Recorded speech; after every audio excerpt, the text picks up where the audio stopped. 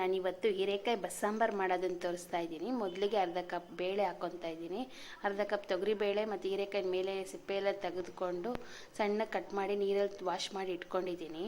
ನೋಡಿ, ಅದಕ್ಕೆ gas ಅಂಟಿಸ್ಬಿಟ್ಟು cooker ಇಟ್ಟು ಬೇಯೋದಕ್ಕೆ ಎಷ್ಟು ಬೇಕೋ ಅಷ್ಟು ನೀರು ಹಾಕಿ ಸ್ವಲ್ಪ ಉಪ್ಪು ಹಾಕ್ಬಿಡಿ. ಬೇಯಬೇಕಲ್ವ, ಉಪ್ಪು ಇಟ್ಕೊಳುತ್ತೆ. ಹಾಗೆ ಅದಕ್ಕೆ ಒಂದು ವಿಶಿಲ್ ಹಾಕಬೇಕು. ಒಂದು ವಿಶಿಲ್ ಹೊಡ್ಸಿದ್ರೆ ಸಾಕಾಗುತ್ತೆ. ಬೇಗ ಬೇಳೆ ಮತ್ತು ಹೀರೆಕಾಯಿ ಎರಡು ಬೇಯ್ಕೊಳುತ್ತೆ. 2-3 ವಿಶಿಲ್ ಹಾಕಿದ್ರೆ ಫುಲ್ಲು ನುಣ್ಣಗೆ ಮಸಾಲೆ ಆಗೋಗ್ಬಿಡುತ್ತೆ.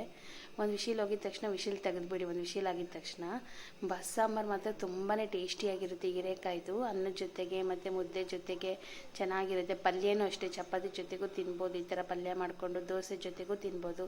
ತುಂಬಾ ಚೆನ್ನಾಗಿರುತ್ತೆ. ಇವಾಗ ಸಾಂಬಾರಿಗೆ ಮಸಾಲೆ ಹುರ್ಕೊಳ್ಳೋಣ. ಮಸಾಲೆಗಳು ರುಬ್ಬೋದಕ್ಕೆ ನೋಡಿಸ್ತಾ ಇದ್ದೀನಿ. ಮೊದಲಿಗೆ ಬಾಣಲಿ ಇಟ್ಬಿಟ್ಟು ಒಂದು 3 ಟೇಬಲ್ ಸ್ಪೂನ್ ಆಯಿಲ್ ಹಾಕ್ಕೊಳ್ಳಿ.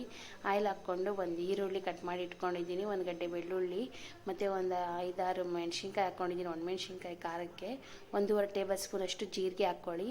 ಮತ್ತು ಸ್ವಲ್ಪ ಕರಿಬೇವಿನ ಸೊಪ್ಪು ಹಾಕ್ಕೊಳ್ಳಿ. ಚೆನ್ನಾಗಿ ಕರಿಬೇವಿನ ಸೊಪ್ಪು ಹಾಕ್ಕೊಂಡು ಚೆನ್ನಾಗಿ ಫ್ರೈ ಮಾಡ್ಕೊಳ್ಳಿ.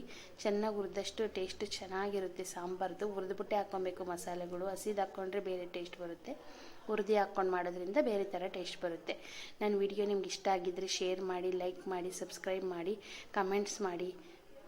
ನೋಡಿ, ತುಂಬಾ ಚೆನ್ನಾಗಿರುತ್ತೆ ಸಾಂಬಾರು ಮಾತ್ರ. ನೀವು ಒಂದ್ಸರಿ ಟ್ರೈ ಮಾಡಿ. ಇದೇ ಥರನೇ ಬಸ್ಸಾಂಬಾರು ಯಾವುದೇ ತರಕಾರಿ ಆಗಲಿ ಸೊಪ್ಪು ಆಗಲಿ ಯೂಸ್ ಮಾಡಿ ಮಾಡಬೇಕಾದ್ರೆ ಮಾಡೋದು ಇದೇ ಥರನೇ ಮಾಡ್ಕೊಳ್ಳಿ. ತುಂಬಾ ಚೆನ್ನಾಗಿರುತ್ತೆ. ಬೇಕಾದರೆ ಒಬ್ಬೊಬ್ಬರು ಟೊಮೆಟೊ ಹಾಕ್ಕೊತಾರೆ. ಟೊಮೆಟೊ ಹಾಕ್ಕೊಂಡ್ರೆ ಚೆನ್ನಾಗಿರುತ್ತೆ. ನಾನು ಟೊಮೆಟೊ ಹಾಕಿಲ್ಲ, ಬರೀ ಹುಣ್ಸೆಹಣ್ಣು ಮಾತ್ರ ಹಾಕ್ಕೊತೀನಿ. ಕಾಯಿನ ಫಸ್ಟು ರುಬ್ಬೋಗ್ಬಿಡ್ತೀನಿ ಇದು ಫ್ರೈ ಆಗೋ ಅಷ್ಟರಲ್ಲಿ. ಇಲ್ಲಾಂದರೆ ಎರಡು ಜೊತೆಗೆ ಹಾಕೋದ್ರಿಂದ ಕಾಯಿ ಬೇಯೋದಿಲ್ಲ.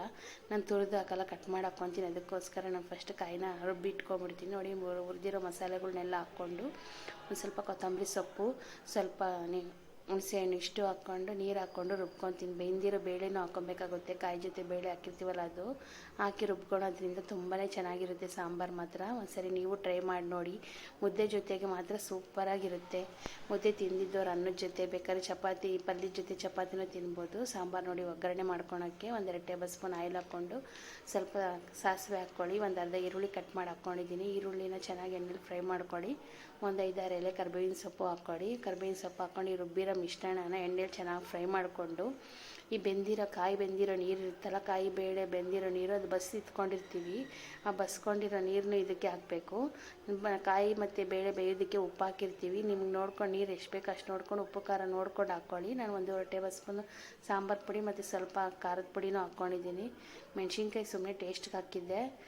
ಇದನ್ನು ಹಾಕೋದ್ರಿಂದ ಚೆನ್ನಾಗಿರುತ್ತೆ ಸಾಂಬಾರು. ತುಂಬಾ ಚೆನ್ನಾಗಿರುತ್ತೆ. ಹುಳಿ ಉಪ್ಪು ಖಾರ ಎಲ್ಲ ಇರುತ್ತೆ. ಬಸ್ಸಾಂಬಾರು ತುಂಬಾ ಚೆನ್ನಾಗಿರುತ್ತೆ. ಪಲ್ಯಕ್ಕೆ ರೆಡಿ ಮಾಡ್ಕೊಳ್ಳೋಣ. ಬಾಣಲಿ ಇಟ್ಕೊಂಡು ಒಂದು 3 ಟೇಬಲ್ ಸ್ಪೂನ್ ಆಯಿಲ್ ಹಾಕ್ಕೊಂಡಿದ್ದೀನಿ. ಆಯಿಲ್ ಹಾಕ್ಕೊಂಡು ಈರುಳ್ಳಿ ಮತ್ತು ಮೆಣಸಿನ್ಕಾಯಿ ಎರಡೇ ಸಾಕು. ಇದಕ್ಕೆ ಬೆಳ್ಳುಳ್ಳಿ ಏನು ಬೇಕಾಗಿಲ್ಲ. ಒಂದು ಸ್ವಲ್ಪ ಸಾಸಿವೆ ಹಾಕ್ಕೊಂಡು ಈರುಳ್ಳಿ ಮತ್ತು ಮೆಣಸಿನ್ಕಾಯಿ ಮಾತ್ರ ಹಾಕ್ಕೊಳ್ಳಿ. ಬೇರೆ ಏನು ಬೇಡ, ಬೆಳ್ಳುಳ್ಳಿ ಬೇಡ. ಸೊಪ್ಪಿಗಂದರೆ ನಾವು ಬೆಳ್ಳುಳ್ಳಿ ಹಾಕೊಬೇಕಾಗುತ್ತೆ. ಕಾಯಿ ಮತ್ತು ಕಾಳುಗಳು ಮಾಡಬೇಕಾದ್ರೆ ಬೆಳ್ಳುಳ್ಳಿ ಏನು ಹಾಕೋ ಅವಶ್ಯಕತೆ ಇರೋಲ್ಲ. ಈರುಳ್ಳಿ ಬೇಯಕ್ಕೆ ಮಾತ್ರ ಉಪ್ಪು ಹಾಕ್ಕೊಳ್ಳಿ. ಕಾಯಿಗೆ ಬೇಯಿಸಿ ಹಾಕ್ಕೊಂಡಿರ್ತೀವಲ್ಲ, ಉಪ್ಪು ಬೇಡ, ನೋಡ್ಕೊಂಡು ಹಾಕ್ಕೊಳ್ಳಿ. ಸ್ವಲ್ಪ ಮೇಲೆ ಸ್ವಲ್ಪ ಕಾಯಿನ ಉದುರಿಸ್ಕೊಳ್ಳಿ ತುರಿದ್ಬಿಟ್ಟು. ತುಂಬಾ ಟೇಸ್ಟಿಯಾಗಿರುತ್ತೆ. ಅನ್ನದ ಜೊತೆ ನಾವು ತಿಂತಾಯಿದ್ದೀನಿ. ಮುದ್ದೆ ಮಾಡಿಲ್ಲ, ಟೈಮ್